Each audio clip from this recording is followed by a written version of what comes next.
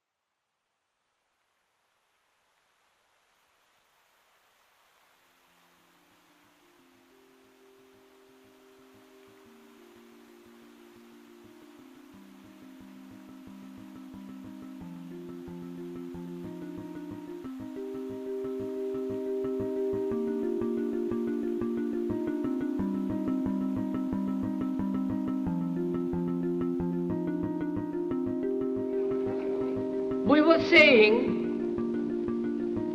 how very important it is to bring about in the human mind the radical revolution. The crisis is a crisis in consciousness, a crisis that cannot anymore accept the old norms, the old patterns, the ancient traditions. And considering what the world is now, with all their misery, conflict, destructive brutality, aggression, and so on, man is still as he was. He's still brutal, violent, aggressive, acquisitive, competitive, and he has built a society along these lines.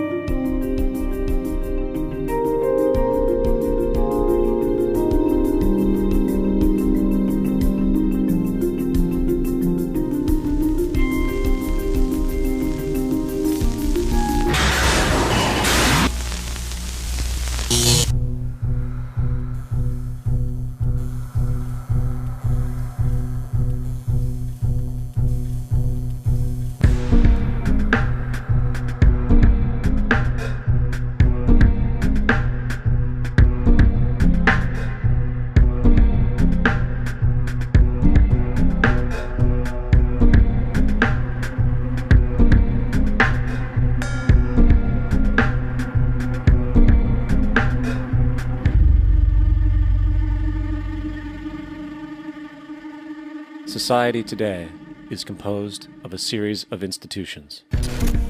From political institutions, legal institutions, religious institutions, to institutions of social class, familial values, and occupational specialization, it is obvious the profound influence these traditionalized structures have in shaping our understandings and perspectives. Yet, of all the social institutions we are born into, directed by, and conditioned upon, there seems to be no system as taken for granted and misunderstood as the monetary system. Taking on nearly religious proportions, the established monetary institution exists as one of the most unquestioned forms of faith there is. How money is created, the policies by which it is governed, and how it truly affects society are unregistered interests of the great majority of the population.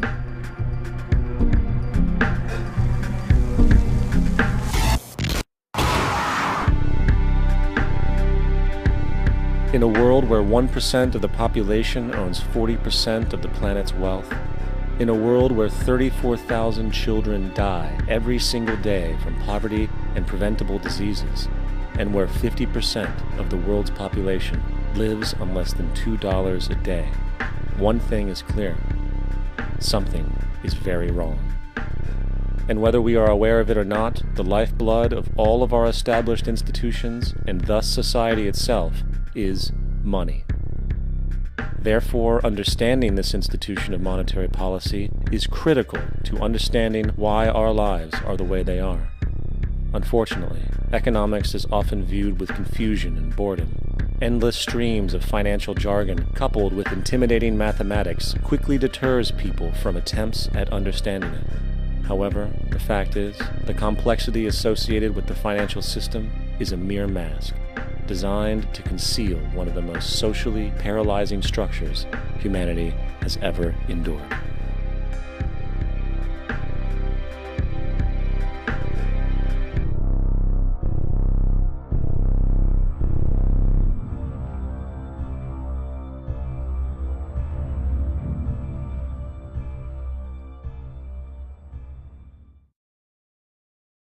A number of years ago, the Central Bank of the United States, the Federal Reserve, produced a document entitled Modern Money Mechanics.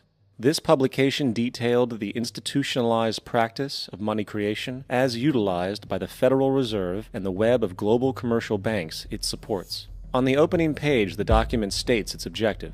The purpose of this booklet is to describe the basic process of money creation in a fractional reserve banking system.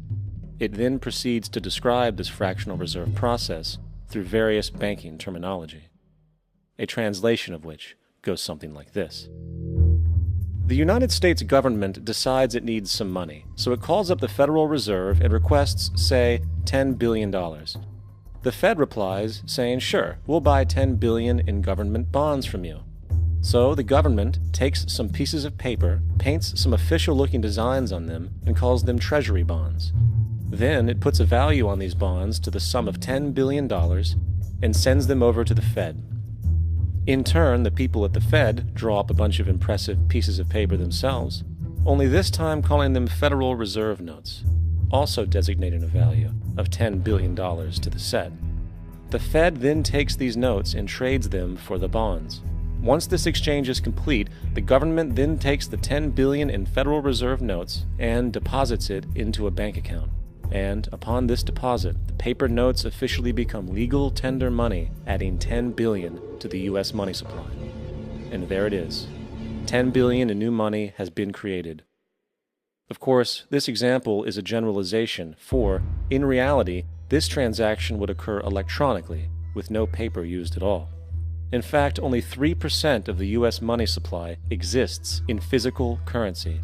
The other 97% essentially exists in computers alone. Now, government bonds are, by design, instruments of debt, and when the Fed purchases these bonds, with money it essentially created out of thin air, the government is actually promising to pay back that money to the Fed. In other words, the money was created out of debt. This mind-numbing paradox of how money or value can be created out of debt or a liability will become more clear as we further this exercise. So, the exchange has been made and now $10 billion sits in a commercial bank account. Here's where it gets really interesting. For as based on the fractional reserve practice, that $10 billion deposit instantly becomes part of the bank's reserves, just as all deposits do. And regarding reserve requirements, as stated in modern money mechanics, a bank must maintain legally required reserves equal to a prescribed percentage of its deposits. It then quantifies this by stating, under current regulations, the reserve requirement against most transaction accounts is 10%. This means that with a $10 billion deposit, 10%, or $1 billion, is held as the required reserve, while the other $9 billion is considered an excessive reserve and can be used as the basis for new loans. Now, it is logical to assume that this $9 billion is literally coming out of the existing $10 billion deposit, However, this is actually not the case. What really happens is that the $9 billion is simply created out of thin air on top of the existing $10 billion deposit. This is how the money supply is expanded. As stated in modern money mechanics, of course they, the banks, do not really pay out loans from the money they receive as deposits. If they did this, no additional money would be created. What they do when they make loans is to accept promissory notes, loan contracts, in exchange for credits, money, to the borrower's transaction accounts. In other words, the $9 billion can be created out of nothing simply because there is a demand for such a loan and that there is a $10 billion deposit to satisfy the reserve requirements. Now, let's assume that somebody walks into this bank and borrows the newly available $9 billion. They will then most likely take that money and deposit it into their own bank account. The process then repeats, for that deposit becomes part of the bank's reserves. 10% is isolated, and in turn 90% of the $9 billion, or $8.1 billion, is now available as newly created money for more loans. And of course, that 8.1 can be loaned out and redeposited, creating an additional 7.2 billion, to 6.5 billion, to 5.9 billion, etc. This deposit money creation loan cycle can technically go on to infinity. The average mathematical result is that about $90 billion can be created on top of the original $10 billion. In other words, for every deposit that ever occurs in the banking system, about 9 times that amount can be created out of thin air. Money jitters? Ask the obliging Bank of America for a jar of soothing instant money, M-O-N-E-Y, in the form of a convenient personal loan. So, now that we understand how money is created by this fractional reserve banking system, a logical yet elusive question might come to mind. What is actually giving this newly created money value? The answer? The money that already exists. The new money essentially steals value from the existing money supply. For the total pool of money is being increased irrespective to demand for goods and services.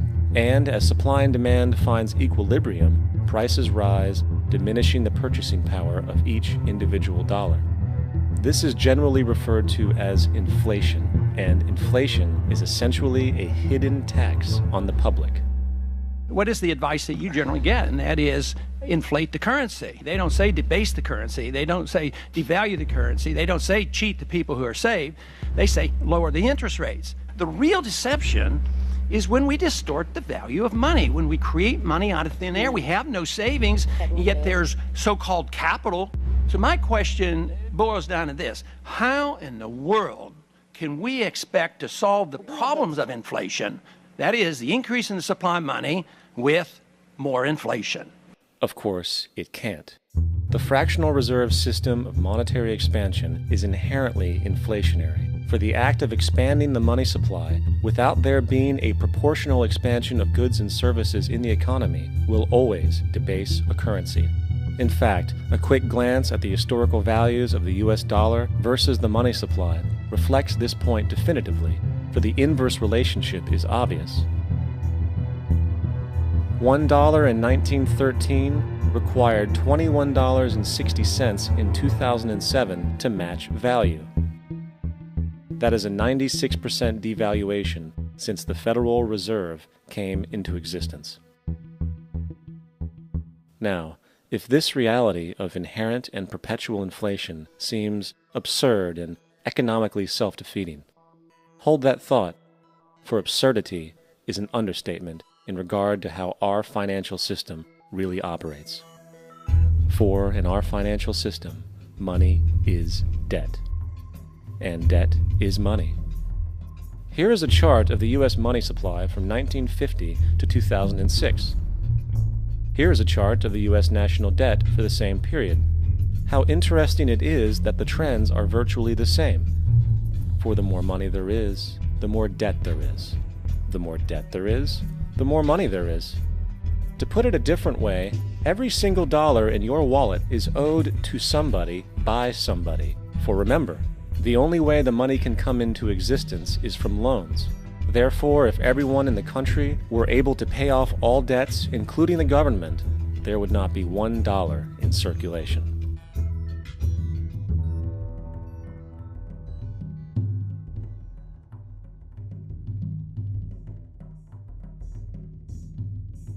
In fact, the last time in American history the national debt was completely paid off was in 1835, after President Andrew Jackson shut down the central bank that preceded the Federal Reserve. In fact, Jackson's entire political platform essentially revolved around his commitment to shut down the central bank, stating at one point, "The bold efforts the present bank has made to control the government are but premonitions of the fate that awaits the American people, should they be deluded into a perpetuation of this institution or the establishment of another like it." Unfortunately, his message was short-lived, and the international bankers succeeded to install another central bank in 1913, the Federal Reserve. And as long as this institution exists, perpetual debt is guaranteed. Now, so far we have discussed the reality that money is created out of debt, through loans. These loans are based on a bank's reserves, and reserves are derived from deposits. And through this fractional reserve system, any one deposit can create 9 times its original value, in turn debasing the existing money supply, raising prices in society. And since all this money is created out of debt and circulated randomly through commerce, people become detached from their original debt, and a disequilibrium exists, where people are forced to compete for labor in order to pull enough money out of the money supply to cover their costs of living. As dysfunctional and backwards as all of this might seem, there is still one thing we have omitted from this equation. And it is this element of the structure which reveals the truly fraudulent nature of the system itself: the application of interest. When the government borrows money from the Fed, or when a person borrows money from a bank, it almost always has to be paid back with accrued interest. In other words, almost every single dollar that exists must be eventually returned to a bank with interest paid as well. But if all money is borrowed from the central bank and is expanded by commercial banks through loans, only what would be referred to as the principal is being created in the money supply. So then, where is the money to cover all of the interest that is charged? Nowhere. It doesn't exist. The ramifications of this are staggering, for the amount of money owed back to the banks will always exceed the amount of money that is available in circulation. This is why inflation is a constant in the economy, for new money is always needed to help cover the perpetual deficit built into the system, caused by the need to pay the interest. What this also means is that mathematically, defaults and bankruptcy are literally built into the system, and there will always be poor pockets of society that get the short end of the stick. An analogy would be a game of musical chairs, for once the music stops, somebody is left out to dry. And that's the point. It invariably transfers true wealth from the individual to the banks. For if you are unable to pay for your mortgage, they will take your property. This is particularly enraging when you realize that not only is such a default inevitable due to the fractional reserve practice, but also because of the fact that the money that the bank loaned to you didn't even legally exist in the first place. In 1969, there was a Minnesota court case involving a man named Jerome Daly, who was challenging the foreclosure of his home by the bank which provided the loan to purchase it. His argument was that the mortgage contract required both parties, being he and the bank, each put up a legitimate form of property for the exchange. In legal language, this is called consideration. Mr. Daly explained that the money was, in fact, not the property of the bank, for it was created out of nothing as soon as the loan agreement was signed. Remember what modern money mechanics stated about loans? What they do when they make loans is to accept promissory notes in exchange for credits. Reserves are unchanged by the loan transactions, but deposit credits constitute new additions to the total deposits of the banking system. In other words, the money doesn't come out of their existing assets. the bank is simply inventing it, putting up nothing of its own except for a theoretical liability on paper. As the court case progressed, the bank's president, Mr. Morgan, took the stand, and in the judge's personal memorandum, he recalled that the plaintiff, bank's president, admitted that, in combination with the Federal Reserve Bank, did create the money and credit upon its books by bookkeeping entry. The money and credit first came into existence when they created it. Mr. Morgan admitted that no United States law or statute existed which gave him the right to do this. A lawful consideration must exist and be tendered to support the note. The jury found that there was no lawful consideration, and I agree. He also poetically added, "Only God can create something of value out of nothing." And upon this revelation, the court rejected the bank's claim for foreclosure, and Daley kept his home. The implications of this court decision are immense. For every time you borrow money from a bank, whether it is a mortgage loan or a credit card charge, the money given to you is not only counterfeit, it is an illegitimate form of consideration, and hence voids the contract to repay, for the bank never had the money as property to begin with. Unfortunately, such legal realizations are suppressed and ignored, and the game of perpetual wealth transfer and perpetual debt continues. And this brings us to the ultimate question: why? During the American Civil War, President Lincoln bypassed the high-interest loans offered by the European banks and decided to do what the Founding Fathers advocated, which was to create an independent and inherently debt-free currency. It was called the greenback. Shortly after this measure was taken, an internal document circulated between private British and American banking interests stated, "Slavery is but the owning of labor, and carries with it the care of laborers, while the European plan is that capital shall control labor by controlling wages. This can be done by controlling the money. It will not do to allow the greenback, as we cannot control that." The fractional reserve policy perpetrated by the Federal Reserve, which has spread in practice to the great majority of banks in the world, is, in fact, a system of modern slavery. Think about it. Money is created out of debt. And what do people do when they are in debt? They submit to employment to pay it off. But if money can only be created out of loans, how can society ever be debt-free? It can't. And that's the point. And it is the fear of losing assets coupled with the struggle to keep up with the perpetual debt and inflation inherent in the system, compounded by the inescapable scarcity within the money supply itself, created by the interest that can never be repaid, that keeps the wage slave in line, running on the hamster wheel with millions of others, in effect powering an empire that truly benefits only the elite at the top of the pyramid. For, at the end of the day, who are you really working for? The banks. Money is created in a bank and invariably ends up in a bank. They are the true masters, along with the corporations and governments they support. Physical slavery requires people to be housed and fed. Economic slavery requires people to feed and house themselves. It is one of the most ingenious scams for social manipulation ever created, and at its core, it is an invisible war against the population. Debt is the weapon used to conquer and enslave societies, and interest is its prime ammunition. And as the majority walks around oblivious to this reality, the banks, in collusion with governments and corporations, continue to perfect and expand their tactics of economic warfare, spawning new bases, such as the World Bank and International Monetary Fund, while also inventing a new type of soldier, the birth of the economic hitman.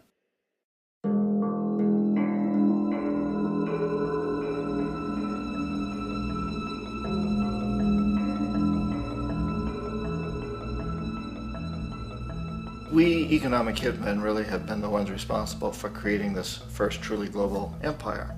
And we work many different ways.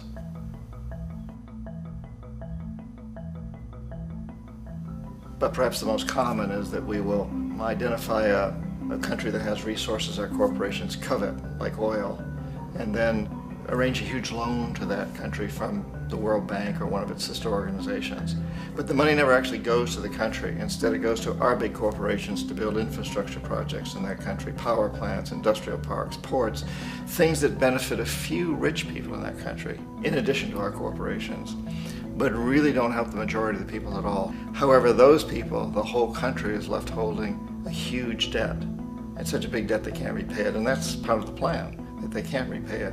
And so at some point, we economic hitmen go back to them and say, listen, you owe us a lot of money, can't pay your debt, so sell your oil real cheap to our oil companies. Allow us to build a military base in your country, or send troops in support of ours to someplace in the world like Iraq, or vote with us on the next UN vote. To have their electric utility company privatized and their water and sewage system privatized and sold to U.S. corporations or other multinational corporations. So there was that whole mushrooming thing, and it's so typical of the way the IMF and the World Bank work, that you put a country in debt, it's such a big debt it can't pay it, and then you offer to refinance that debt and pay even more interest. And you demand this quid pro quo, which you call a conditionality or good governance, which means basically that they've got to sell off their resources, including many of their social services, their utility companies, their school systems sometimes, their penal systems, their insurance systems, to foreign corporations. So it's a double, triple, quadruple whammy.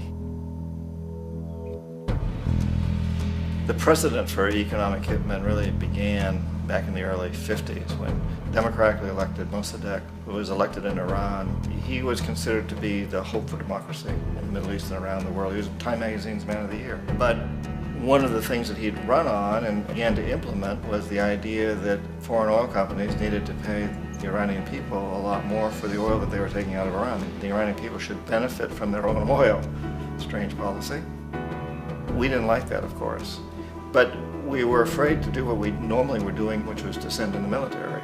Instead, we sent in one CIA agent, Kermit Roosevelt, Teddy Roosevelt's relative.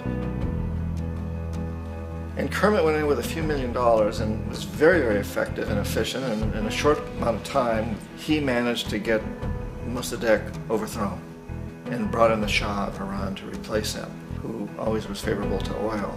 And it was extremely effective. Bombs overflow Tehran. Army officers shout that Mossadegh has surrendered and his regime as virtual dictator of Iran is ended.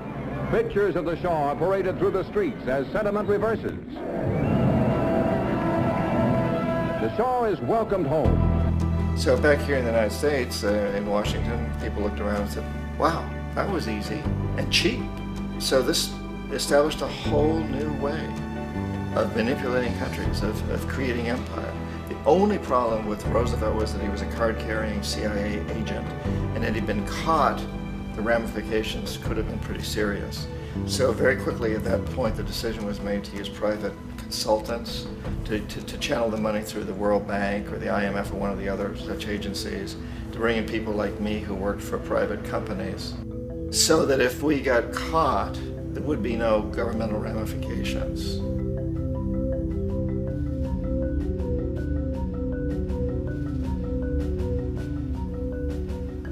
When Arbenz became president of Guatemala, the country was very much under the thumbs of United Fruit Company, the big international corporations. And Arbenz ran on this ticket that says, you know, we want to get the land back to the people.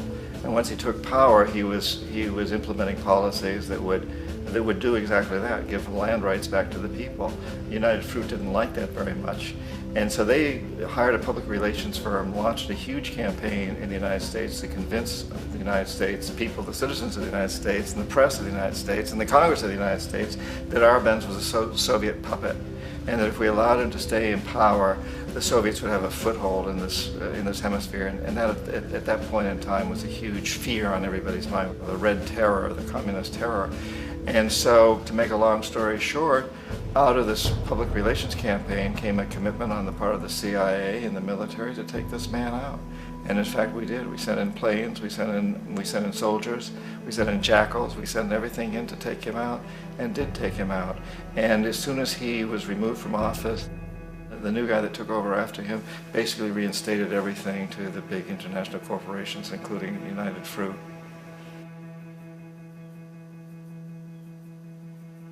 Ecuador for many, many years had been ruled by pro-US dictators, often relatively brutal. Then it was decided that they were going to have a truly democratic election. Jaime Roldos ran for office, and his main goal, he said, as president would be to make sure that Ecuador's resources were used to help the people. And he won, overwhelming, by more votes than anybody had ever won anything in Ecuador. And he began to implement these policies to make sure that the profits from oil went to help the people. Well, we didn't like that in the United States. I was sent down as one of several economic hitmen to change Roldos, to corrupt him, to bring him around, to let him know, okay, you can get very rich, you and your family, if you play our game, but if you continue to try to keep these policies you've promised, you're going to go. He wouldn't listen. He was assassinated. As soon as the plane crashed, the whole area was cordoned off. The only people allowed in were U.S. military from a nearby base and some of the Ecuadorian military. When an investigation was launched, 2 of the key witnesses died in car accidents before they had a chance to testify. A lot of very, very strange things that went on around the assassination of Jaime Roldos. I, like most people who've really looked at this case, have absolutely no doubt that it was an assassination. And of course, in my position as an economic hitman, I was always expecting something to happen to Jaime, whether it be a coup or assassination, I wasn't sure, but that he would be taken down because he was not being corrupted. He would not allow himself to be corrupted the way we wanted to corrupt him. Omar Torrijos, president of Panama, was one of my favorite people. I really, really liked him. He was very charismatic. He was a guy who really wanted to help his country. And when I tried to bribe him or corrupt him, he said, look, John, he called me Juanito. He said, look, Juanito, I don't need the money. What I really need is for my country to be treated fairly. I need for the United States to repay the debts that you owe my people for all the destruction you've done here. I need to be in a position where I can help other Latin American countries win their independence and be free of this terrible presence from the north that you people are exploiting us so badly. I need to have the Panama Canal back in the hands of the Panamanian people. That's what I want.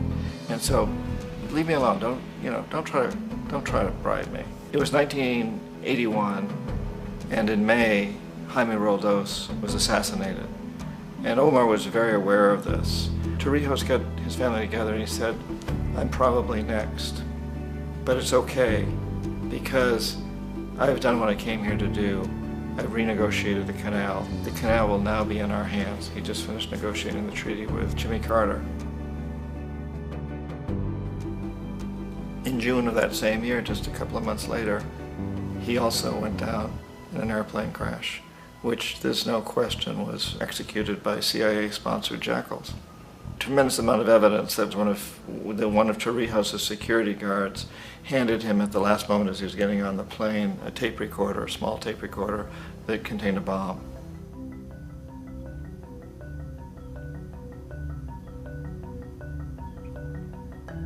It is interesting to me how this system has continued pretty much the same way for years and years and years, except the economic hitmen have got better and better and better.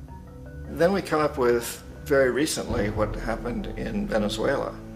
In 1998, Hugo Chavez gets elected president, following a long line of presidents who had been very corrupt and basically destroyed the economy of the country. And Chavez was elected amidst all that. Chavez stood up to the United States, and he's done it primarily demanding that Venezuelan oil be used to help the Venezuelan people. Well, we didn't like that in the United States.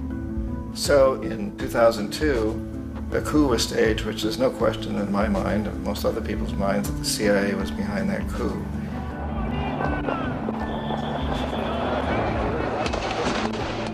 The way that coup was fomented was very reflective of what Kermit Roosevelt had done in Iran, of paying people to go out into the streets to riot, to protest, to say this Chavez is very unpopular. You know, if you can get a few thousand people to do that in television, can make it look like it's the whole country, and things start to mushroom. Except in the case of Chavez, he was smart enough, and the people were so strongly behind him that they overcame it, which was a phenomenal moment in the history of Latin America.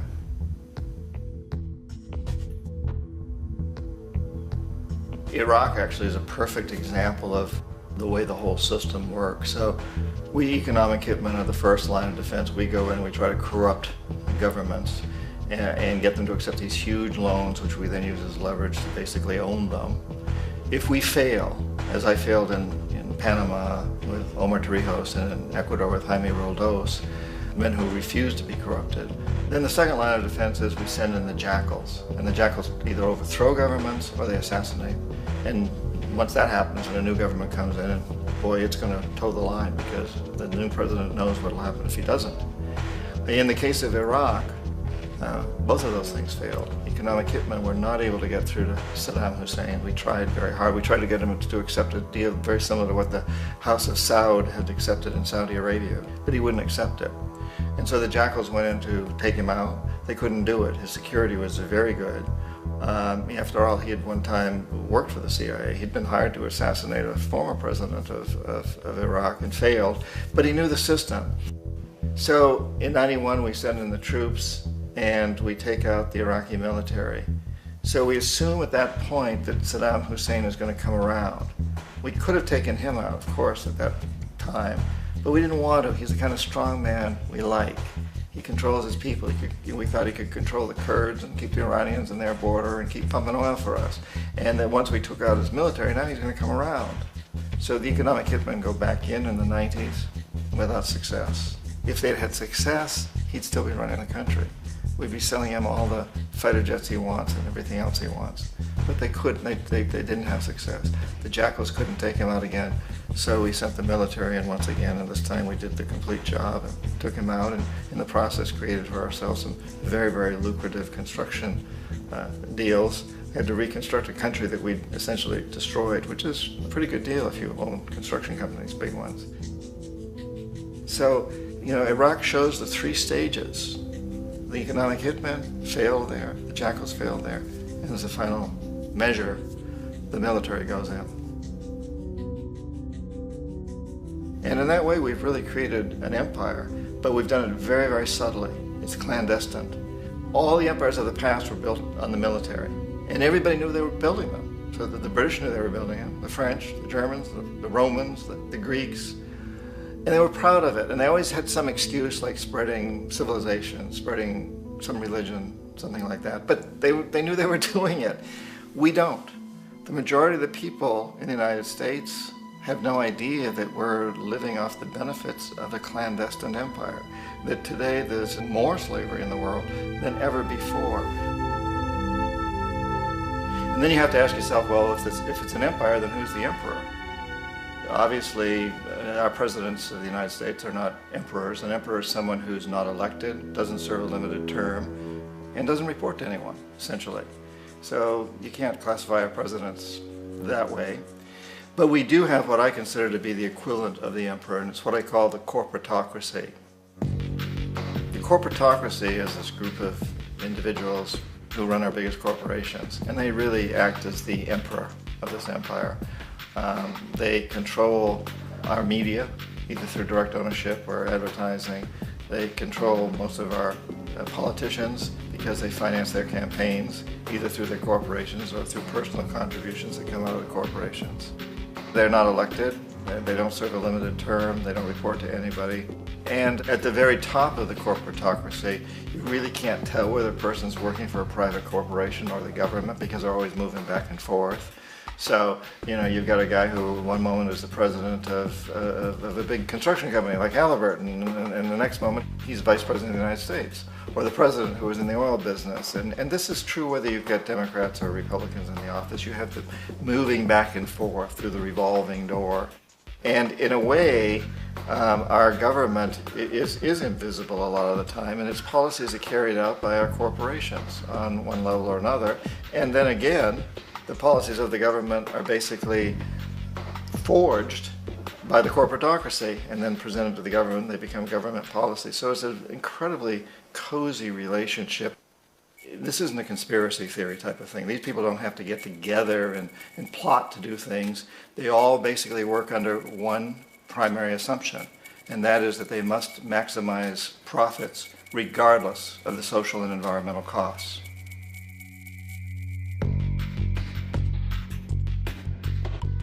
This process of manipulation by the corporatocracy through the use of debt, bribery, and political overthrow is called globalization. Just as the Federal Reserve keeps the American public in a position of indentured servitude through perpetual debt, inflation, and interest, the World Bank and IMF serve this role on a global scale. The basic scam is simple. Put a country in debt either by its own indiscretion or through corrupting the leader of that country, then impose conditionalities or structural adjustment policies, often consisting of the following. Currency devaluation. When the value of a currency drops, so does everything valued in it. This makes indigenous resources available to predator countries at a fraction of their worth. Large funding cuts for social programs. These usually include education and healthcare, compromising the well-being and integrity of the society, leaving the public vulnerable to exploitation. Privatization of state-owned enterprises. This means that socially important systems can be purchased and regulated by foreign corporations for profit. For example, in 1999, the World Bank insisted that the Bolivian government sell the public water system of its third largest city to a subsidy of the U.S. corporation Bechtel. As soon as this occurred, water bills for the already impoverished local residents skyrocketed. It wasn't until after a full-blown revolt by the people that the Bechtel contract was nullified. Then there is trade liberalization, or the opening up of the economy through removing any restrictions on foreign trade. This allows for a number of abusive economic manifestations, such as transnational corporations bringing in their own mass-produced products, undercutting the indigenous production and ruining local economies. An example is Jamaica, which, after accepting loans and conditionalities from the World Bank, lost its largest cash crop markets due to competition with Western imports. Today, countless farmers are out of work, for they are unable to compete with the large corporations. Another variation is the creation of numerous, seemingly unnoticed, unregulated, inhumane sweatshop factories, which take advantage of the imposed economic hardship. Additionally, due to production deregulation, environmental destruction is perpetual, as a country's resources are often exploited by the indifferent corporations while outputting large amounts of deliberate pollution. The largest environmental lawsuit in the history of the world today is being brought on behalf of 30,000 Ecuadorian Amazonian people against Texaco, which is now owned by Chevron. So today it's against Chevron, but for activities conducted by Texaco. Estimated to be more than 18 times what the Exxon Valdez dumped into the coast of Alaska. In the case of Ecuador, it wasn't an accident. The oil companies did it intentionally. They knew they were doing it to save money out there rather than arranging for proper disposal. Furthermore, a cursory glance at the performance record of the World Bank reveals that the institution, which publicly claims to help poor countries develop and alleviate poverty, has done nothing but increase poverty and the wealth gap, while corporate profits soar. In 1960, the income gap between the fifth of the world's people in the richest countries versus the fifth in the poorest countries was 30 to 1.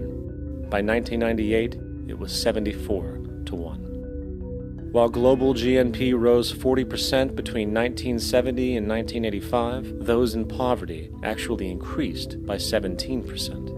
While from 1985 to 2000, those living on less than $1 a day increased by 18%.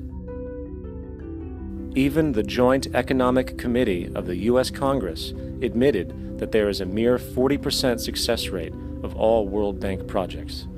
In the late 1960s, the World Bank intervened in Ecuador with large loans. During the next 30 years, poverty grew from 50% to 70%. Under or unemployment grew from 15 to 70%. Public debt increased from 240 million to 16 billion, while the share of resources allocated to the poor went from 20% to 6%. In fact, by the year 2000, 50% of Ecuador's national budget had to be allocated for paying its debts.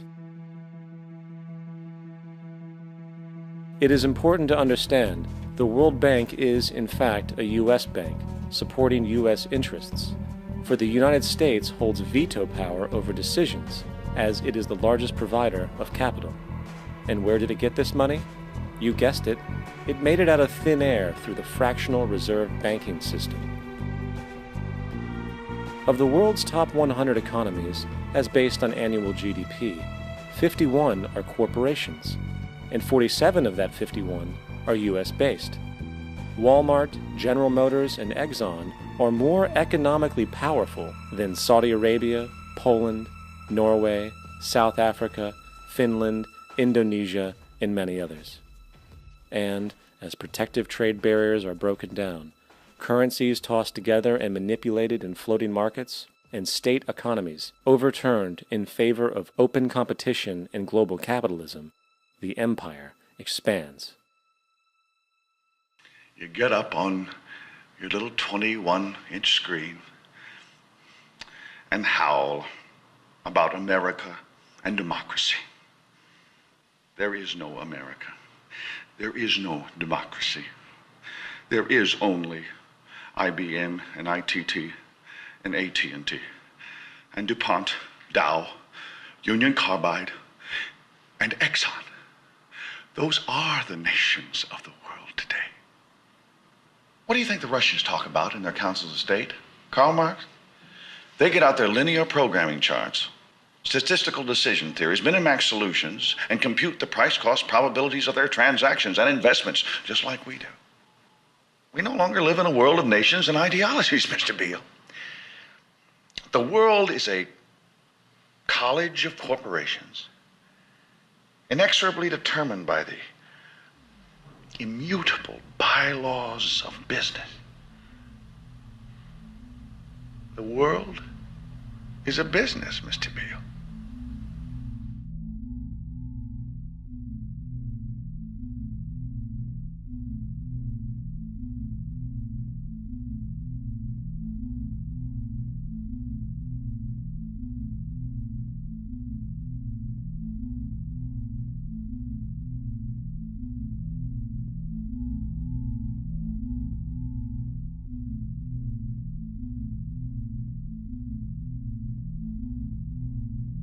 The world is being taken over by a handful of business powers who dominate the natural resources we need to live while controlling the money we need to obtain these resources. The end result will be world monopoly, based not on human life, but financial and corporate power. And as the inequality grows, naturally more and more people are becoming desperate. So the establishment was forced to come up with a new way to deal with anyone who challenges the system. So they gave birth to the terrorist. The term terrorist is an empty distinction, designed for any person or group who chooses to challenge the establishment. This isn't to be confused with the fictional Al-Qaeda, which was actually the name of a computer database for the US-supported Mujahideen in the 1980s.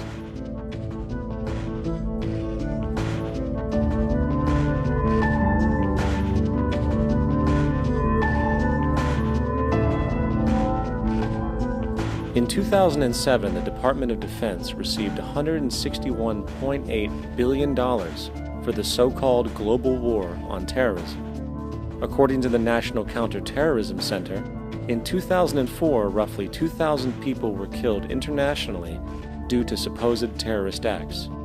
Of that number, 70 were American. Using this number as a general average, which is extremely generous, it is interesting to note that twice as many people die from peanut allergies a year than from terrorist acts. Concurrently, the leading cause of death in America is coronary heart disease, killing roughly 450,000 each year. And in 2007, the government's allocation of funds for research on this issue was about $3 billion. This means that the U.S. government in 2007 spent 54 times the amount for preventing terrorism than it spent for preventing a disease which kills 6,600 times more people annually than terrorism does.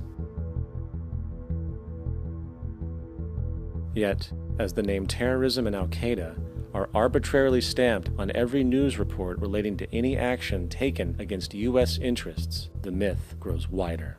In mid-2008, the U.S. Attorney General actually proposed that the U.S. Congress officially declare war against the fantasy. Not to mention, as of July 2008, there are now over 1 million people currently on the U.S. terrorist watch list.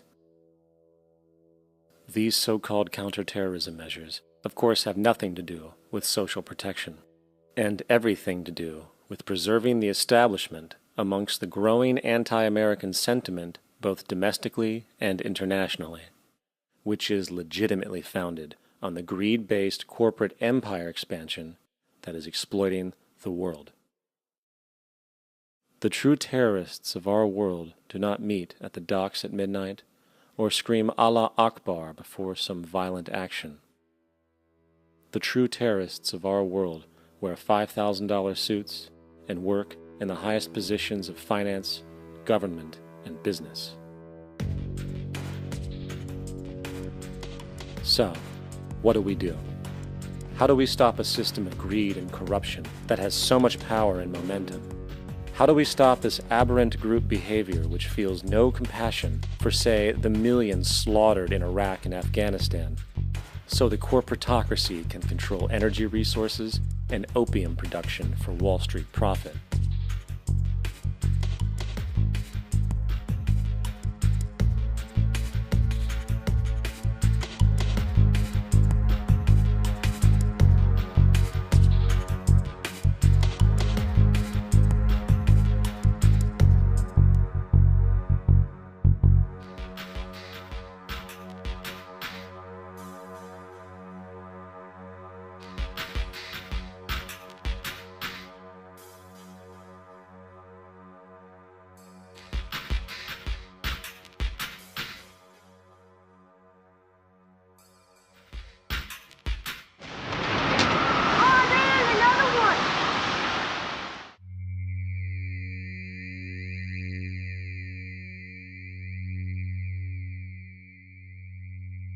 How do we stop a system of greed and corruption that condemns poor populations to sweatshop slavery for the benefit of Madison Avenue?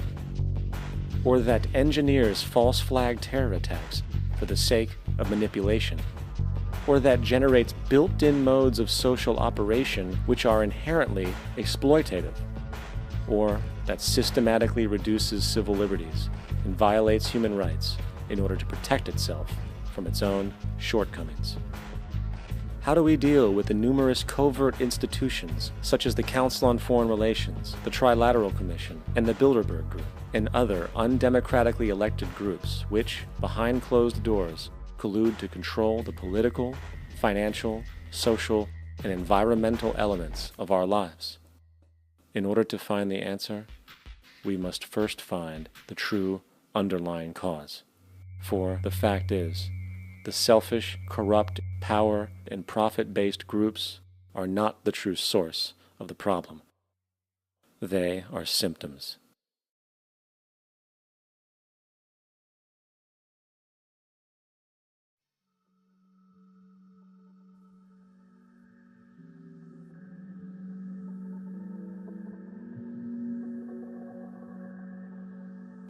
My name is Jock Fresco. I'm an industrial designer and a social engineer. I'm very much interested in society and developing a system that might be sustainable for all people.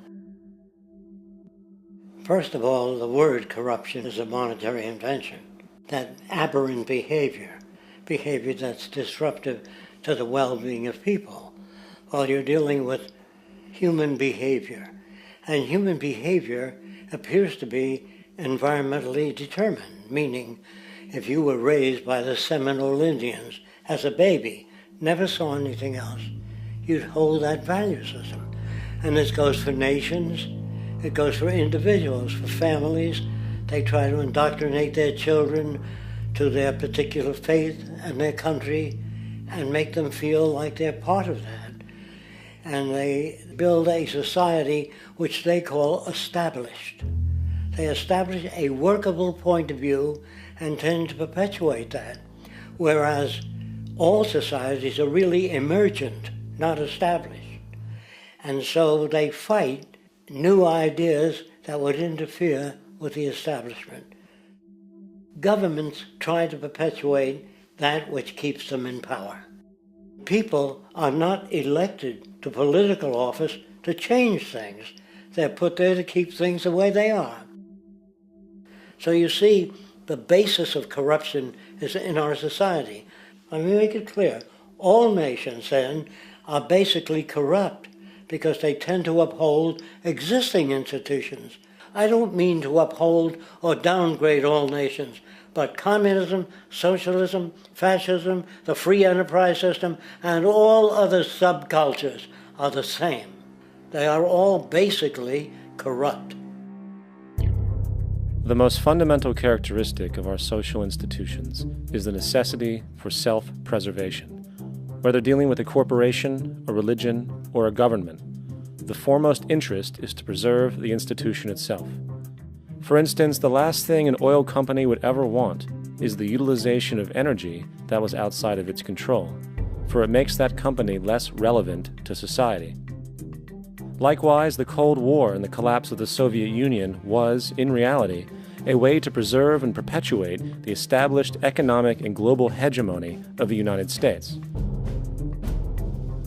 Similarly, religions condition people to feel guilty for natural inclinations, each claiming to offer the only path to forgiveness and salvation. At the heart of this institutional self-preservation lies the monetary system, for it is money that provides the means for power and survival. Therefore, just as a poor person might be forced to steal in order to survive, it is a natural inclination to do whatever is needed to continue an institution's profitability.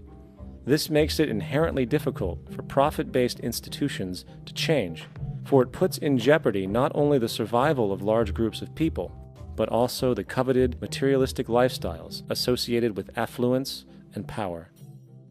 Therefore, the paralyzing necessity to preserve an institution, regardless of its social relevance, is largely rooted in the need for money or profit.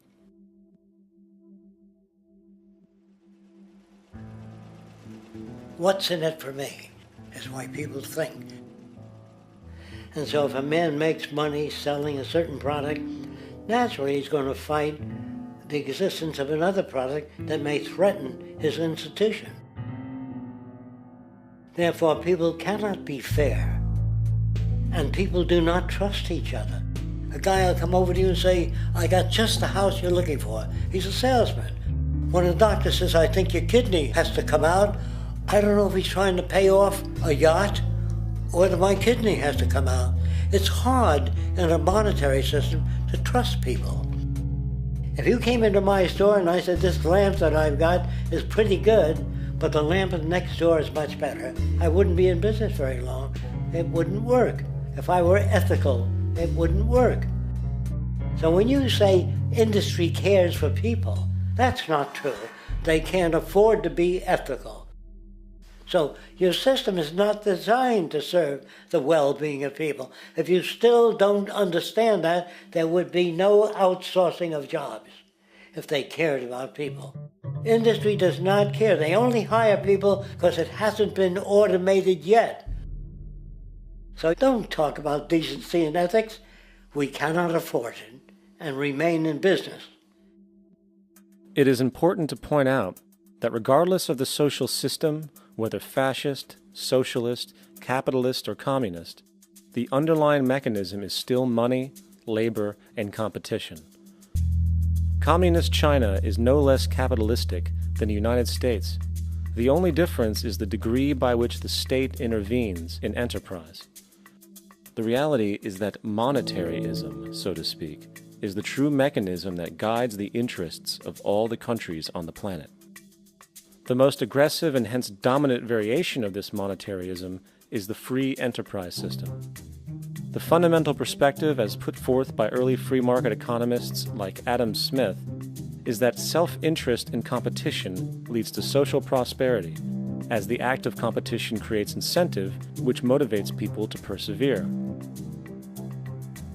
However, what isn't talked about is how a competition-based economy invariably leads to strategic corruption, power and wealth consolidation, social stratification, technological paralysis, labor abuse, and, ultimately, a covert form of government dictatorship by the rich elite. The word corruption is often defined as moral perversion. If a company dumps toxic waste into the ocean to save money, most people recognize this as corrupt behavior. On a more subtle level, when Walmart moves into a small town and forces small businesses to shut down for they are unable to compete, a gray area emerges. For what exactly is Walmart doing wrong? Why should they care about mom-and-pop organizations they destroy? Yet, even more subtly, when a person gets fired from their job because a new machine has been created which can do the work for less money, people tend to just accept that as the way it is, not seeing the inherent, corrupt inhumanity of such an action. Because the fact is, whether it is dumping toxic waste, having a monopoly enterprise, or downsizing the workforce, the motive is the same: profit. They are all different degrees of the same self-preserving mechanism, which always puts the well-being of people second to monetary gain. Therefore, corruption is not some byproduct of monetaryism. It is the very foundation. And while most people acknowledge this tendency on one level or another, the majority remains naive as to the broad ramifications of having such a selfish mechanism as the guiding mentality in society. Internal documents show that after this company positively, absolutely knew that they had a medication that was infected with the AIDS virus, they took the product off the market in the U.S. and then they dumped it in France, Europe, Asia, and Latin America. The U.S. government allowed it to happen. The FDA allowed this to happen. And now the government is completely looking the other way. Thousands of innocent hemophiliacs have died from the AIDS virus. This company knew absolutely that it was infected with AIDS. They dumped it because they wanted to turn this disaster into a profit. So you see, you have built-in corruption. We're all chiseling off each other, and you can't expect decency in that sort of thing. And feeling that, they don't know who to elect. They think in terms of a democracy, which is not possible in a monetary-based economy. If you have more money to advertise your position, the position you desire in government, that isn't a democracy. It serves those in positions of differential advantage. So it's always a dictatorship of the elitists, the financially wealthy.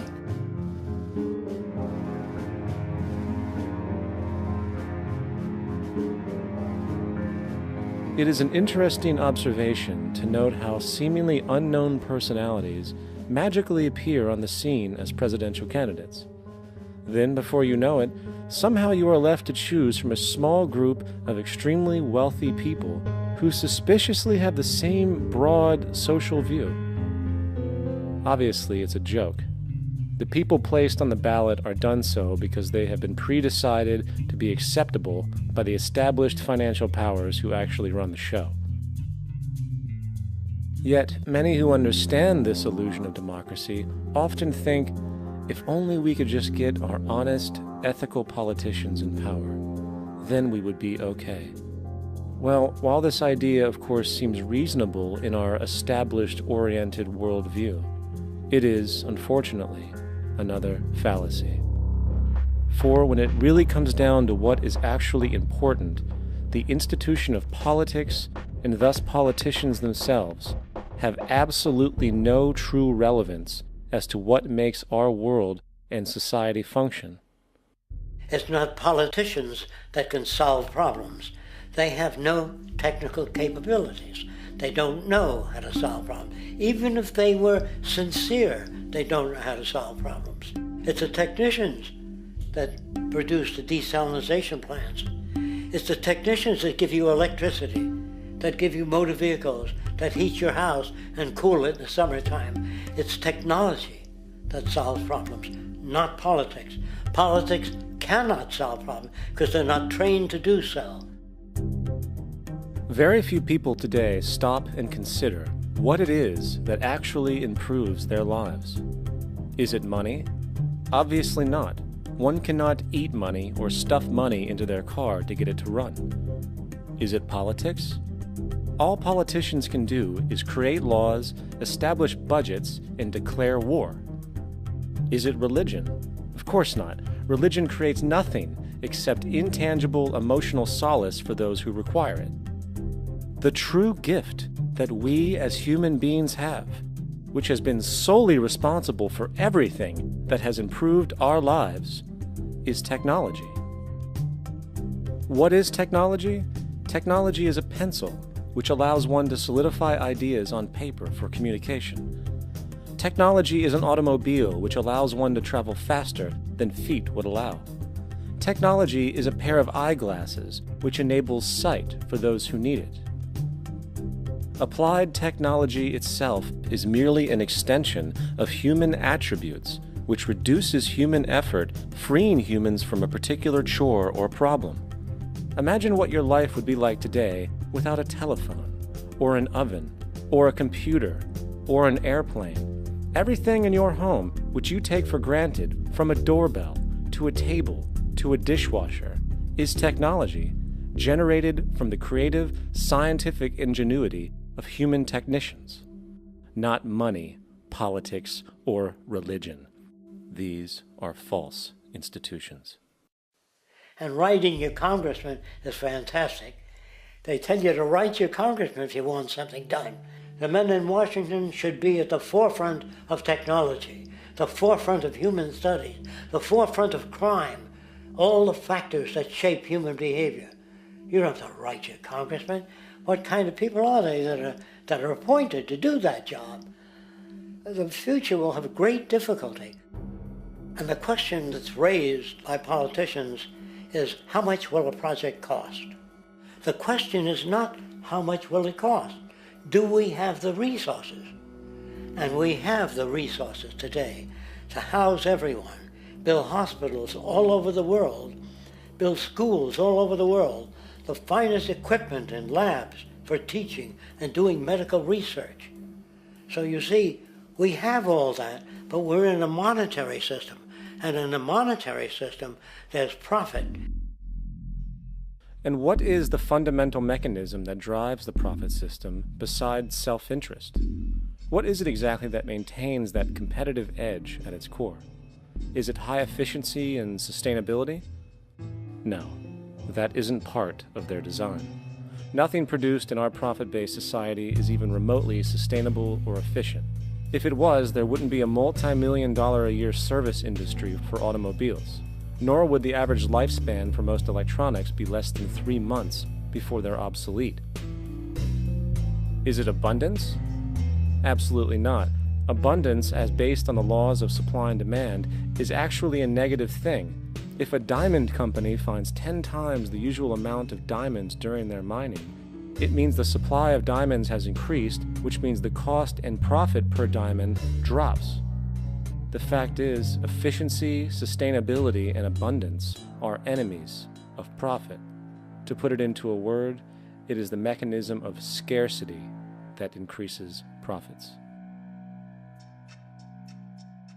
What is scarcity? Based on keeping products valuable. Slowing up production on oil raises the price. Maintaining scarcity of diamonds keeps the price high. They burn diamonds at the Kimberley diamond mines. They're made of carbon. That keeps the price up.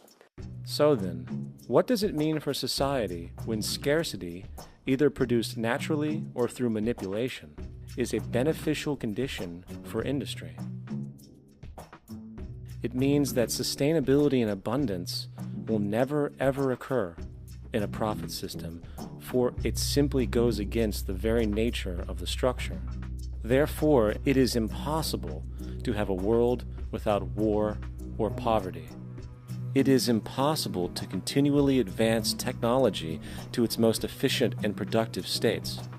And, most dramatically, it is impossible to expect human beings to behave in truly ethical or decent ways.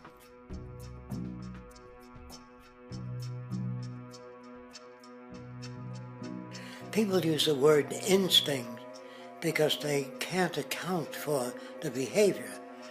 They sit back and they evaluate with their lack of knowledge, and they say things like, humans are built a certain way, greed is a natural thing, as though they've worked for years on it, and it's no more natural than wearing clothing.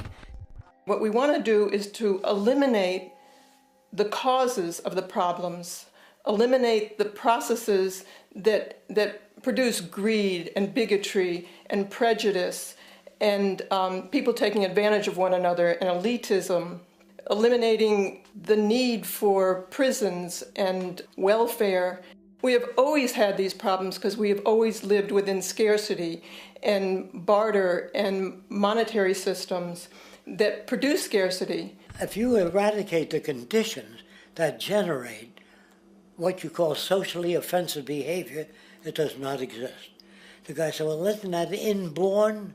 No, it's not. There is no human nature. There's human behavior, and that's always been changed throughout history. You're not born with bigotry and greed and corruption and hatred. You pick that up within the society. War, poverty, corruption, hunger, misery, human suffering will not change in a monetary system. That is, there'll be very little significant change. It's going to take the redesign of our culture, our values, and it has to be related to the carrying capacity of the earth, not some human opinion or some politician's notions of the way the world ought to be, or some religious notions of the conduct of human affairs. And that's what the Venus Project is about. The society that we're about to talk about is a society that is free of all the old superstitions, incarceration, prisons, police, cruelty, and law.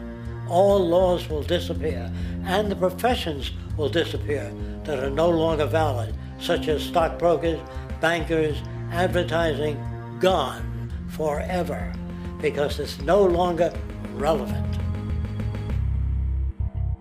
When we understand that it is technology devised by human ingenuity which frees humanity and increases our quality of life, we then realize that the most important focus we can have is on the intelligent management of the Earth's resources.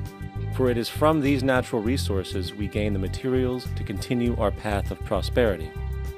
Understanding this, we then see that money fundamentally exists as a barrier to these resources, for virtually everything has a financial cost.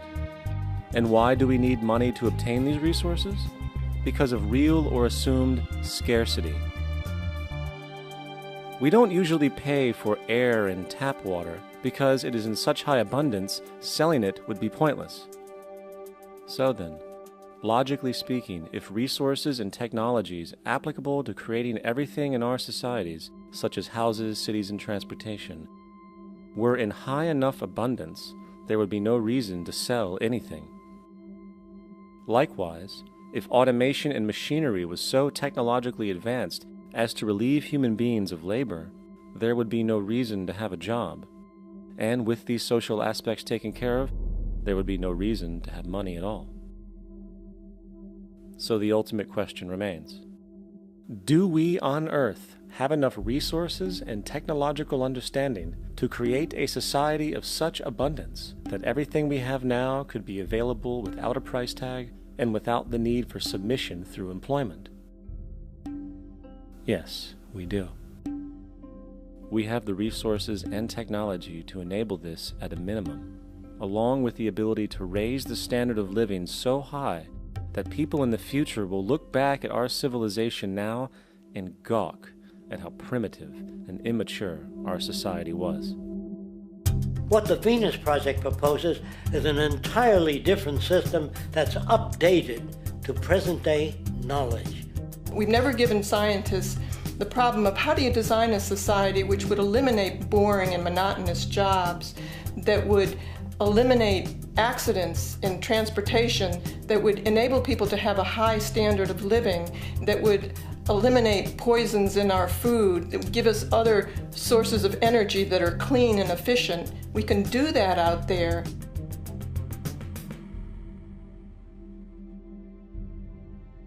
The major difference between a resource-based economy and a monetary system is that a resource-based economy is really concerned with people and their well-being, where a monetary system has become so distorted that the concerns of the people are really secondary, if they're there at all. The products that are turned out are for how much money you can get. If there is a problem in society and you can't earn money from solving that problem, then it won't be done. The resource-based economy is really not close to anything that's been tried. And with all our technology today, we can create abundance. It could be used to improve everyone's lifestyle. Abundance all over the world if we use our technology wisely and maintain the environment. It's a very different system, and it's very hard to talk about because the public is not that well enough informed as to the state of technology.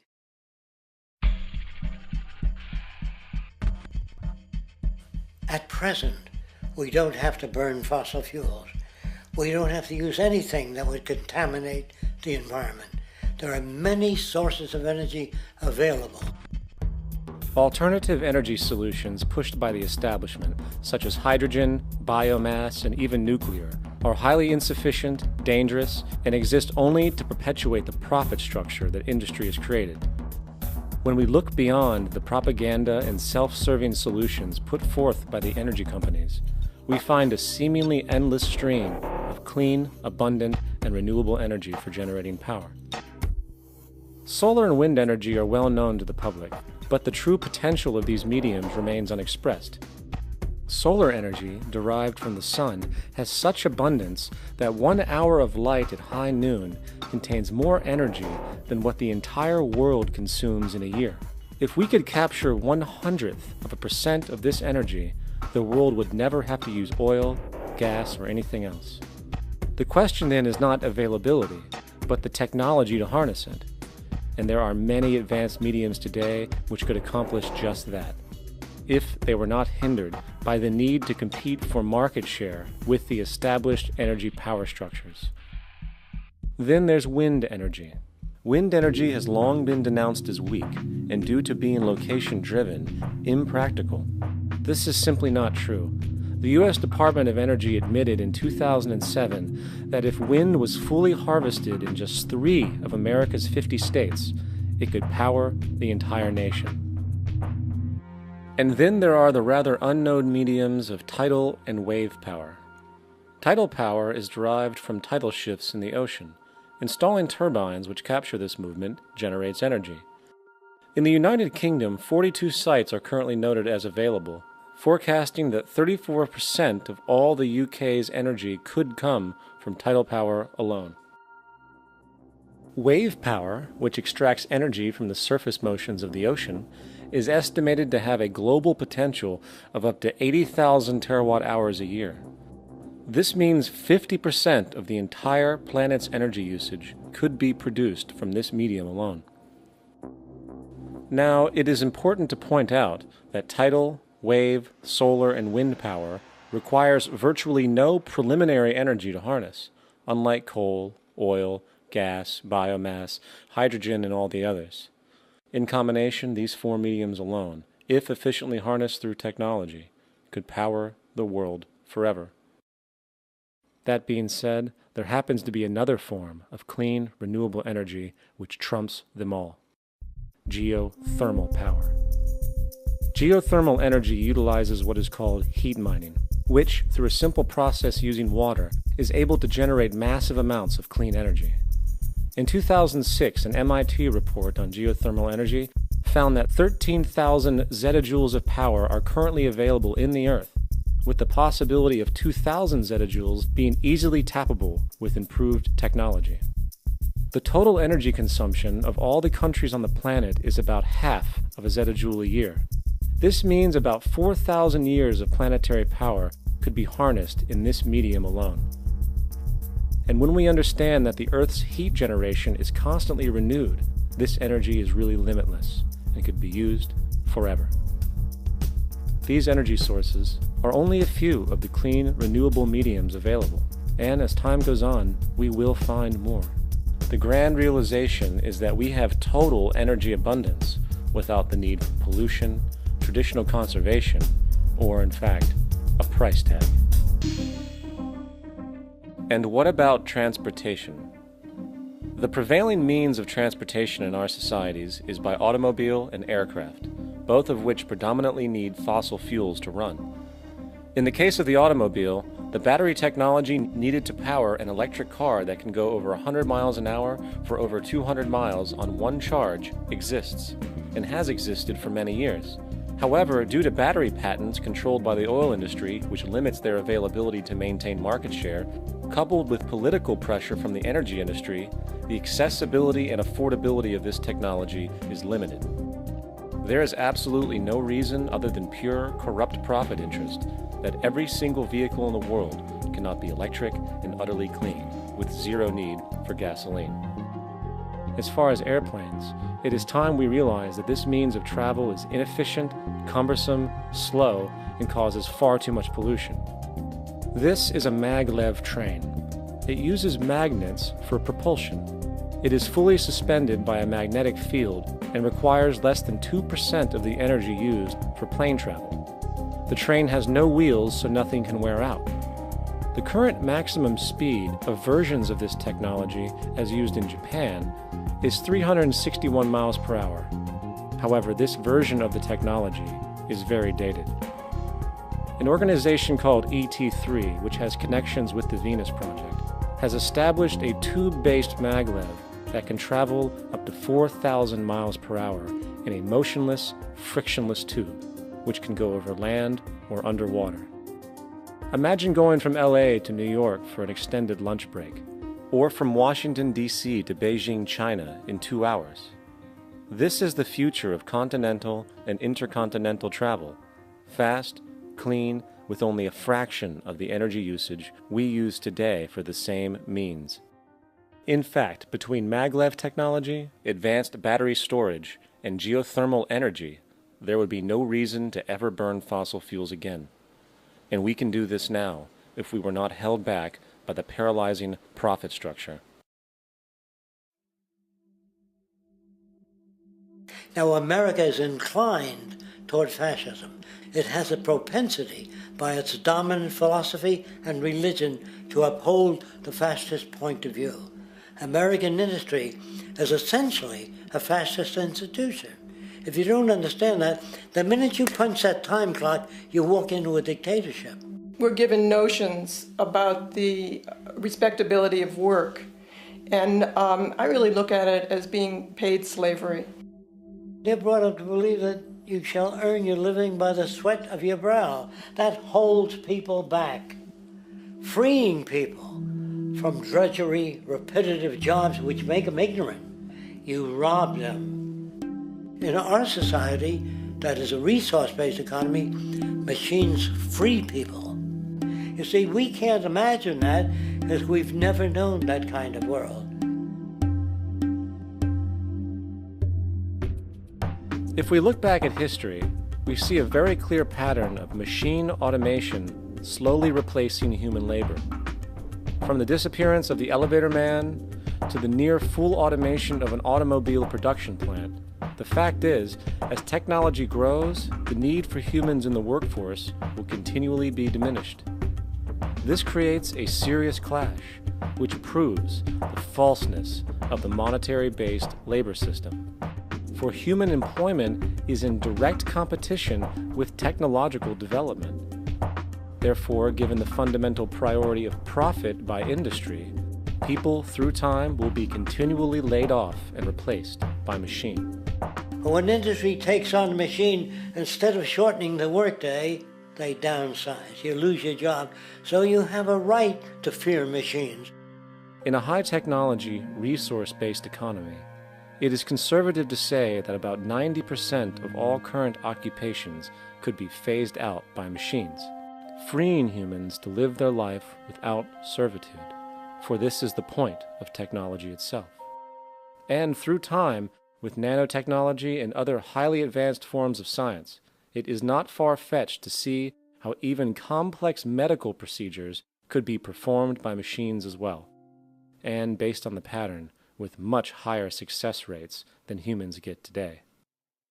The path is clear, but our monetary-based structure, which requires labor for income, blocks this progress, for humans need jobs in order to survive. The bottom line is that this system must go, or we will never be free, and technology will be constantly paralyzed. We have machines that clean out sewers. It frees a human being from doing that. So look at machines as extensions of human performance. Furthermore, many occupations today will have simply no basis to exist in a resource-based economy, such as anything associated with the management of money, advertising, along with the legal system itself. For without money, a great majority of the crimes that are committed today would never occur.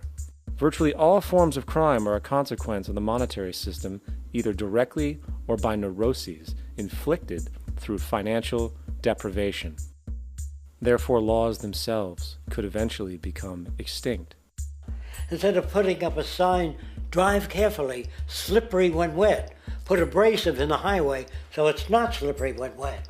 And if a person gets in a car they're drunk and the car oscillates a great deal, there's a little pendulum that swings up and back, and that'll pull the car over to the side. Not a law. Solution. Put sonar and radar in automobiles so they can't hit one another. Man-made laws are attempts to deal with occurring problems, and not knowing how to solve them, they make a law.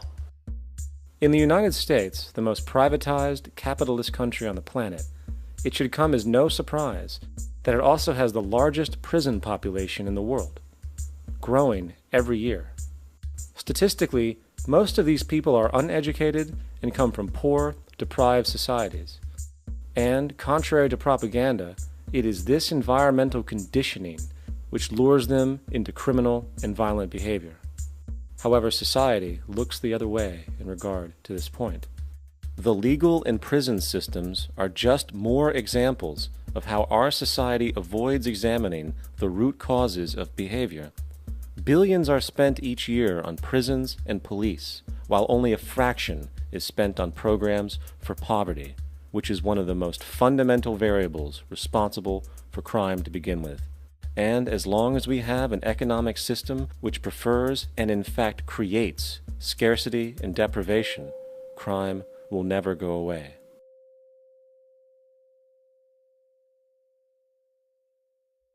If people have access to the necessities of life without servitude, debt, barter, trade, they behave very differently. You want all these things available without a price tag.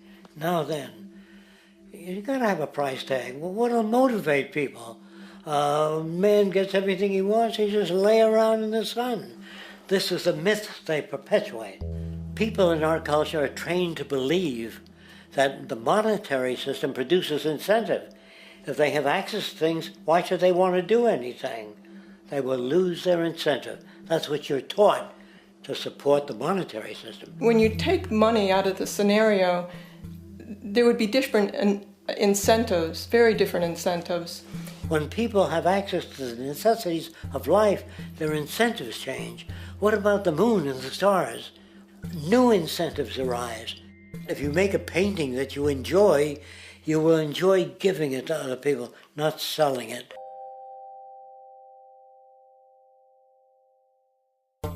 I think most of the education that I've seen today is essentially producing a person for a job. It's very specialized. They're not generalists. People don't know a lot about a lot of different subjects. I don't think you could get people to go to war if they knew a lot about a lot of things. I think education is mostly rote, and they're not taught how to solve problems. They're not given the tools emotionally or within their own field of how to do critical thinking. A resource-based economy, the education would be very different. Our society's major concern is mental development and to motivate each person to their highest potential. Because our philosophy is the smarter people are, the richer the world, because everybody becomes a contributor. The smarter your kids are, the better my life will be, because they'll be contributing more constructively to the environment and to my life, because everything that we devise within a resource-based economy would be applied to society. There would be nothing to hold it back. Patriotism, weapons, armies, navies, all that is a sign that we're not civilized yet. Kids will ask their parents, didn't you see the necessity of the machines? Dad, couldn't you see that war was inevitable when you produce scarcity? Isn't it obvious? Of course the kid will understand that you were pinheads, raised merely to serve the established institutions. We're such an abominable, sick society that we won't make the history book. They just say that large nations took land from smaller nations, used force and violence. You'll get history talked about as corrupt behavior all the way along until the beginning of the civilized world. That's when all the nations work together. World unification, working toward common good for all human beings, and without anyone being subservient to anyone else, without social stratification, whether it be technical elitism or any other kind of elitism, eradicated from the face of the earth. The state does nothing because there is no state. There is no state. The system I advocate, a resource-based global economy, is not perfect. It's just a lot better than what we have. We can never achieve perfection.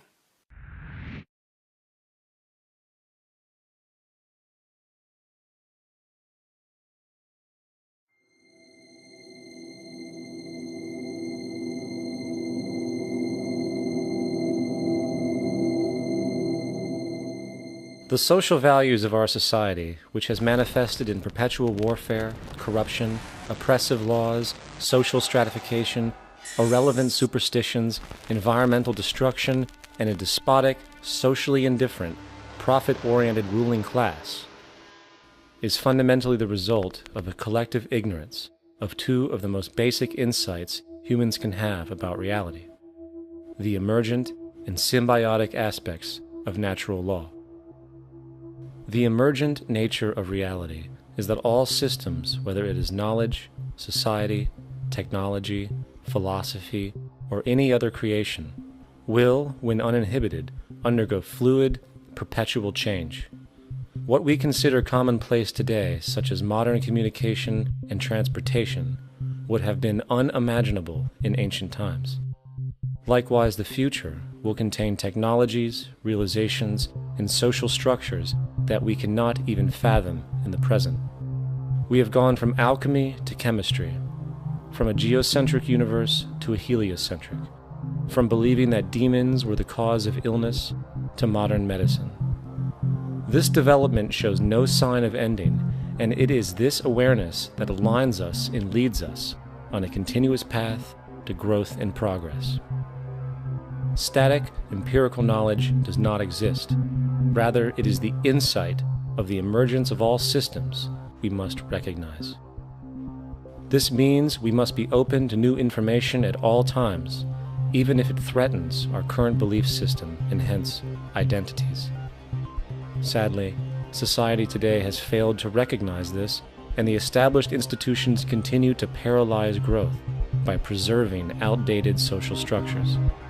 Simultaneously, the population suffers from a fear of change, for their conditioning assumes a static identity, and challenging one's belief system usually results in insult and apprehension, for being wrong is erroneously associated with failure, when, in fact, to be proven wrong should be celebrated, for it is elevating someone to a new level of understanding, furthering awareness. The fact is, there is no such thing as a smart human being, for it is merely a matter of time before their ideas are updated, changed, or eradicated. And this tendency to blindly hold on to a belief system, sheltering it from new, possibly transforming information, is nothing less than a form of intellectual materialism. The monetary system perpetuates this materialism not only by its self-preserving structures, but also through the countless number of people who have been conditioned into blindly and thoughtlessly upholding these structures, therefore becoming self-appointed guardians of the status quo. Sheep, which no longer need a sheepdog to control them, for they control each other by ostracizing those who step out of the norm. This tendency to resist change and uphold existing institutions for the sake of identity, comfort, power, and profit is completely unsustainable and will only produce further imbalance, fragmentation, distortion, and invariably, destruction. It's time to change. From hunters and gatherers to the agricultural revolution to the industrial revolution, the pattern is clear. It is time for a new social system which reflects the understandings we have today. The monetary system is a product of a period of time where scarcity was a reality. Now, with the age of technology, it is no longer relevant to society. Gone with the aberrant behavior it manifests. Likewise, dominant worldviews, such as theistic religion, operate with the same social irrelevancy. Islam, Christianity, Judaism, Hinduism, and all of the others exist as barriers to personal and social growth, for each group perpetuates a closed worldview, and this finite understanding that they acknowledge is simply not possible in an emergent universe. Yet, religion has succeeded in shutting down the awareness of this emergence by instilling the psychological distortion of faith upon its followers, where logic and new information is rejected in favor of traditionalized, outdated beliefs. The concept of God is really a method of accounting for the nature of things. In the early days, people didn't know enough about how things formed, how nature worked, so they invented their own little stories. And they made God in their own image. A guy that gets angry. When people don't behave right, he creates floods and earthquakes. They say it's an act of God. A cursory glance at the suppressed history of religion reveals that even the foundational myths themselves are emergent culminations, developed through influence over time. For example, a cardinal doctrine of the Christian faith is the death and resurrection of Christ. This notion is so important that the Bible itself states, "And if Christ be not risen, then is our preaching vain, and your faith is also vain." Yet it is very difficult to take this account literally, for not only is there no primary source denoting this supernatural event in secular history, awareness of the enormous number of pre-Christian saviors who also died and were resurrected immediately puts the story in mythological territory by association. Early church figures such as Tertullian went to great lengths to break these associations, even claiming that the devil caused the similarities to occur, stating in the 2nd century, "The devil, whose business is to pervert the truth, mimics the exact circumstance of the divine sacraments. He baptizes his believers and promises forgiveness of sins.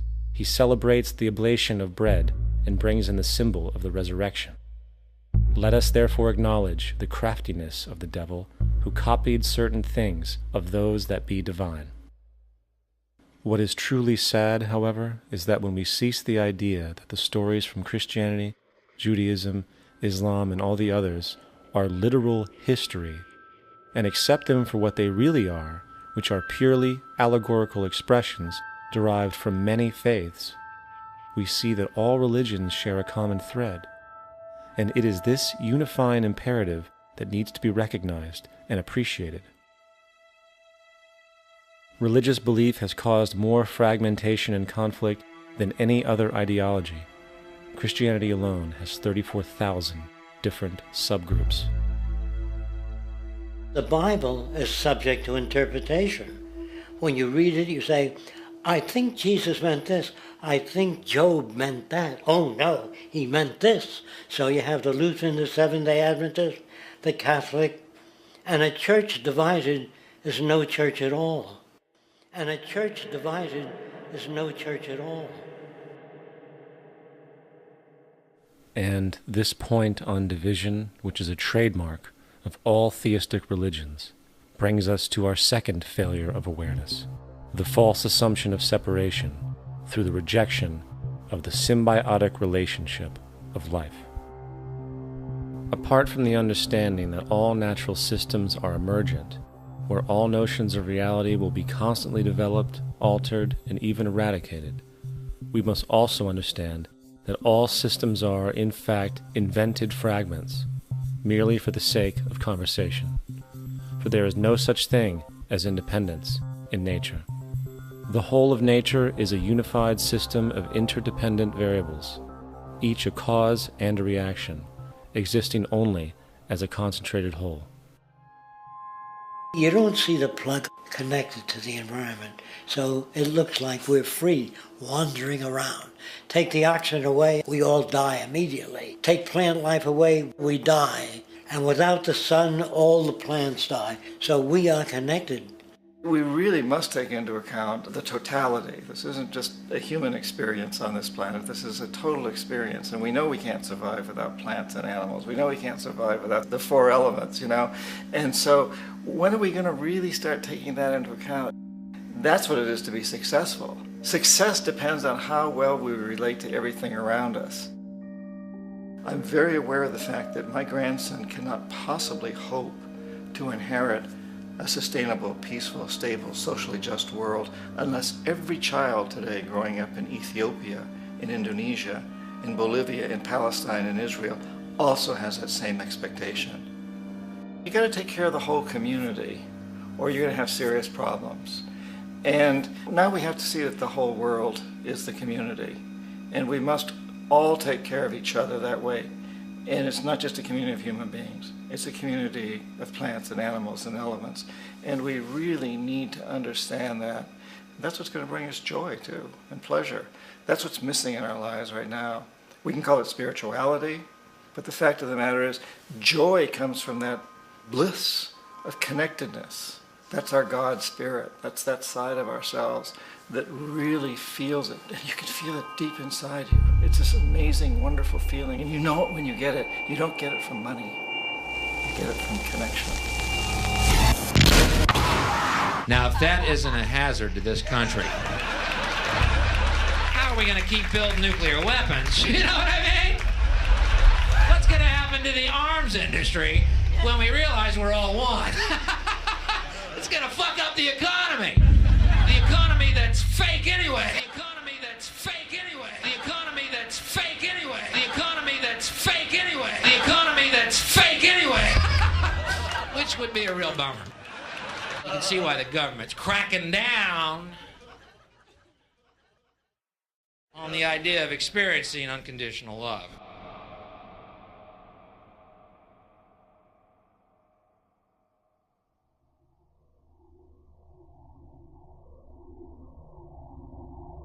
Once we understand that the integrity of our personal existences are completely dependent on the integrity of everything else in our world, we have truly understood the meaning of unconditional love.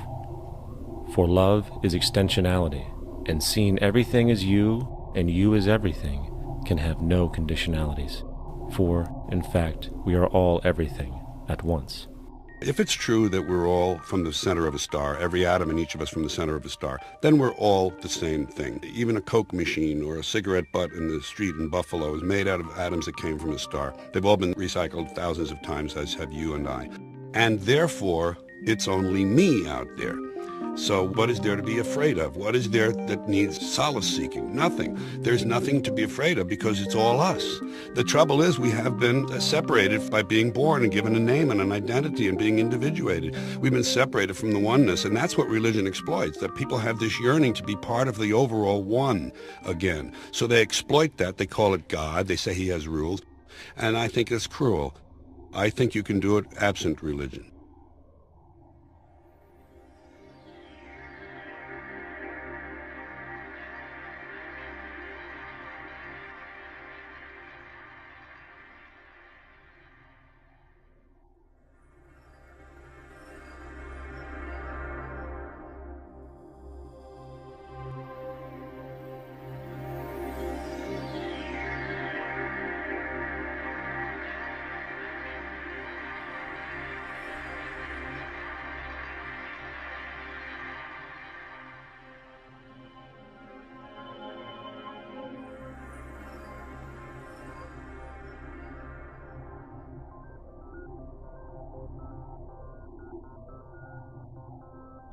It's time to claim the unity our outmoded social systems have broken apart, and work together to create a sustainable global society where everyone is taken care of and everyone is truly free.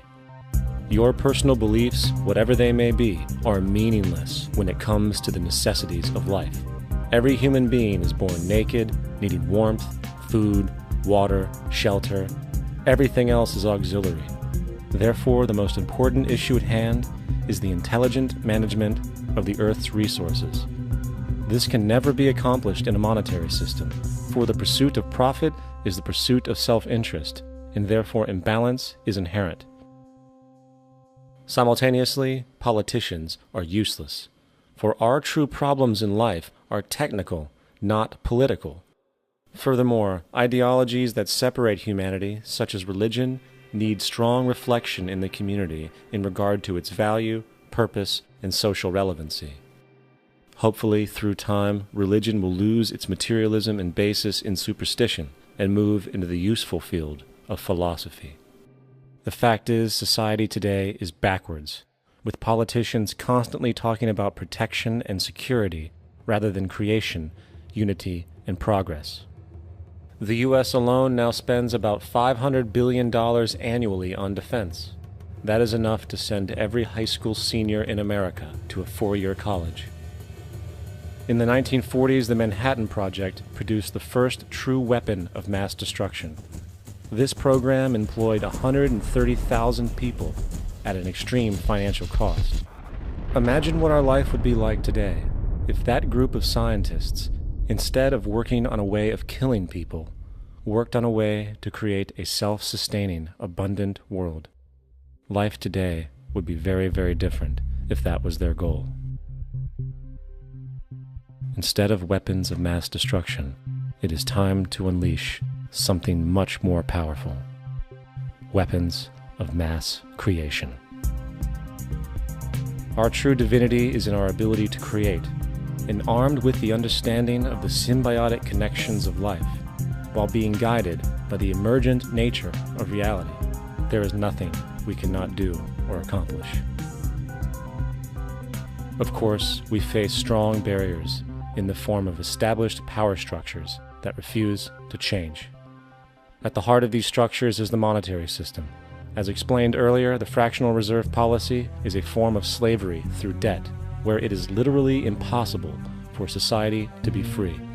In turn, free market capitalism in the form of free trade uses debt to imprison the world and manipulate countries into subservience to a handful of large business and political powers. Apart from these obvious amoralities, the system itself is based on competition, which immediately destroys the possibility of large-scale collaborations for the common good, hence paralyzing any attempt at true global sustainability. These financial and corporate structures are now obsolete, and they must be outgrown. Of course, we cannot be naive enough to think that the business and financial elite are going to subscribe to this idea, for they will lose power and control. Therefore, peaceful yet highly strategic action must be taken. The most powerful course of action is simple. We have to alter our behavior to force the power structure to the will of the people. We must stop supporting the system. The only way the establishment will change is by our refusal to participate, while continuously acknowledging its endless flaws and corruptions. They're not going to give up the monetary system because of our designs of what we recommend. The system has to fail, and people have to lose confidence in their elected leaders. That will be a major turning point if the Venus Project is offered as a possible alternative. If not, I fear the consequences. The trends now indicate that our country is going bankrupt. The probability is our country will move toward a military dictatorship to prevent riots and complete social breakdown. Once the U.S. breaks down, all the other cultures will undergo similar things. As of now, the world financial system is on the brink of collapse due to its own shortcomings. The Comptroller of Currency stated in 2003 that the interest on the U.S. national debt will not be affordable in less than 10 years. This theoretically means total bankruptcy for the U.S. economy, and its implications for the world are immense.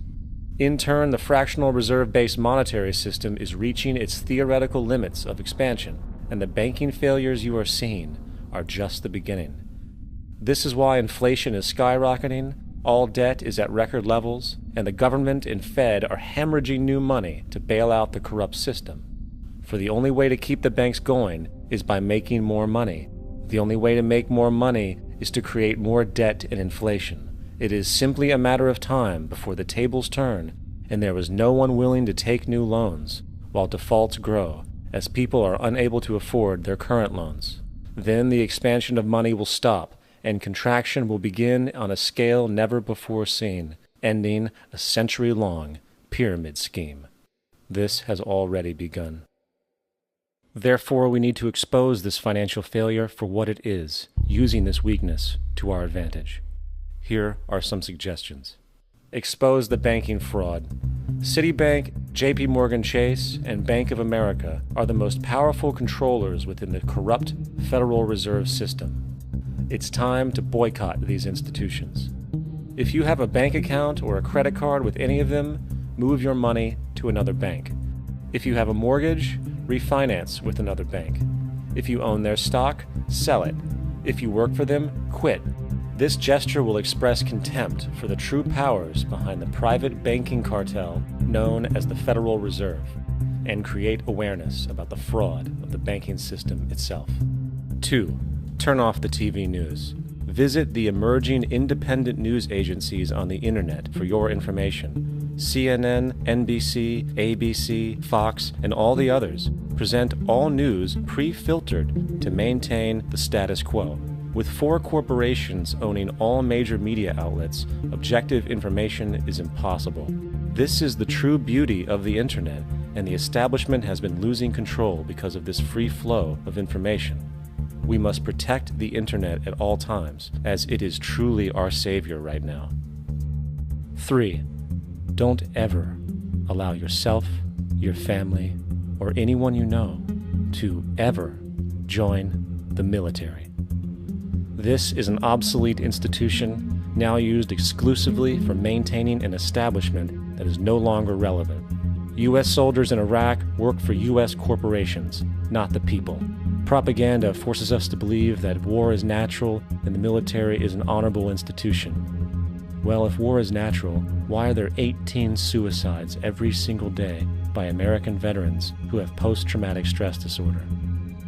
If our military men and women are so honored, why is it that 25% of the American homeless population are veterans? 4. Stop supporting the energy companies. If you live in a detached house, get off the grid. Investigate every means of making your home self-sustainable with clean energy. Solar, wind, and other renewable energies are now affordable consumer realities, and considering the never-ending rising cost of traditional energies, it will likely be a cheaper investment over time. If you drive, get the smallest car you can, and consider using one of the many conversion technologies that can enable your car to be a hybrid, electric, or run on anything other than establishment fuels. 5. Reject the political system. The illusion of democracy is an insult to our intelligence. In a monetary system, there is no such thing as a true democracy, and there never was. We have two political parties owned by the same set of corporate lobbyists. They are placed in their positions by the corporations, with popularity artificially projected by their media. In a system of inherent corruption, the change of personnel every couple of years has very little relevance. Instead of pretending that the political game has any true meaning, focus your energy on how to transcend this failed system. And 6. Join the movement. Go to the zeitgeistmovement.com and help us create the largest mass movement for social change the world has ever seen. We must mobilize and educate everyone about the inherent corruption of our current world system, along with the only true sustainable solution, declaring all the natural resources on the planet as common heritage to all people, while informing everyone as to the true state of technology and how we can all be free if the world works together rather than fights. The choice lies with you. You can continue to be a slave to the financial system and watch the continuous wars, depressions, and injustice across the globe while placating yourself with vain entertainment and materialistic garbage. Or you can focus your energy on true, meaningful, lasting, holistic change, which actually has the realistic ability to support and free all humans with no one left behind. But in the end, the most relevant change must occur first inside of you. The real revolution is the revolution of consciousness, and each one of us first needs to eliminate the divisionary, materialistic noise we have been conditioned to think is true, while discovering, amplifying, and aligning with the signal coming from our true empirical oneness. It is up to you.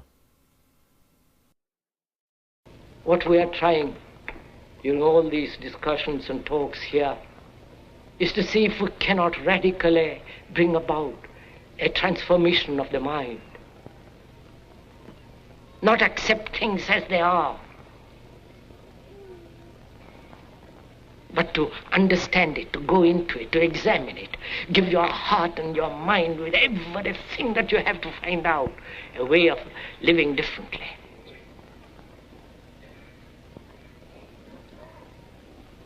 But that depends on you and not somebody else. Because in this there is no teacher, no pupil, there is no leader, there is no guru, there is no master, no savior. You yourself are the teacher and the pupil, you are the master, you are the guru, you are the leader. You are everything. And to understand is to transform what is.